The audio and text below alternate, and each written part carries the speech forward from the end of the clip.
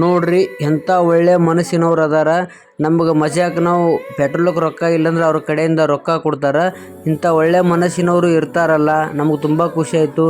ನಂದು ಮನದಾಳದ ಮಾತು, ಇಂಥವ್ರಿಗೆಲ್ಲ ಚಕ್ಕ ಅನ್ನೋಕ್ಕಿಂತ ಮೊದಲು ಅಕ್ಕ ಎಂದು ಕರೆದು ಪ್ರೀತಿಯಿಂದ ಮಾತನಾಡ್ರಿ. ಯಾಕಪ್ಪ ಅಂದ್ರೆ ಅವರಿಗೆ ನೋವು, ನಲಿಗಳು, ದುಃಖ ಎಲ್ಲ ಇರ್ತೈತಿ. ಅವ್ರದ್ದೇ ಆದಂಥ ಅಕ್ಕ, ತಂಗಿ, ಅಣ್ಣ, ತಮ್ಮರು ಇರ್ತಾರೆ. ಅದೊಂದು ಸ್ವಲ್ಪ ಖುಷಿಯಿಂದ ಮಾತಾಡಿದ್ರೆ ಅವ್ರಿಗೆ ಸ್ವಲ್ಪ ಖುಷಿ ಆಗ್ತದೆ. ರೊಕ್ಕ ಕೊಟ್ಟೇ ಹೋಗ್ಬೇಕಂತೇನು ಅನ್ನಂಗಿಲ್ಲ.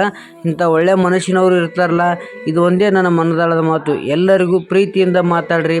ಕೆಟ್ಟ ದೃಷ್ಟಿಯಿಂದ ನೋಡೋದಕ್ಕಿಂತ ಮೊದಲು ಅಕ್ಕ ಎನ್ನು ದೃಷ್ಟಿ ಇಟ್ಟು ನೋಡಿ ಮಾತನಾಡ್ರಿ. ಯಾಕಪ್ಪ ಅಂದ್ರೆ ಈ ಸಮಾಜದಲ್ಲಿ ನಮ್ಮ ಕೈಲಿ ಆದಷ್ಟು ಸಹಾಯ ಮಾಡಬೇಕು, ಇಲ್ಲ ಅಂದರೆ ಹಾಗೆ ಬರಬೇಕು. ಆದರೆ ಅವರಿಗೆ ಹಾಗೆ ಹೀಗೆ ಮಾತಾಡಬಾರ್ದು ಅಂತೇಳಿ ತಮ್ಮಲ್ಲಿ ವಿನಂತಿ. ನಾವು ರೊಕ್ಕ ಕೊಟ್ಟರು ಕೂಡ ಬ್ಯಾಡ ಅನ್ನಕತ್ತಾರೆ ನೋಡ್ರಿ.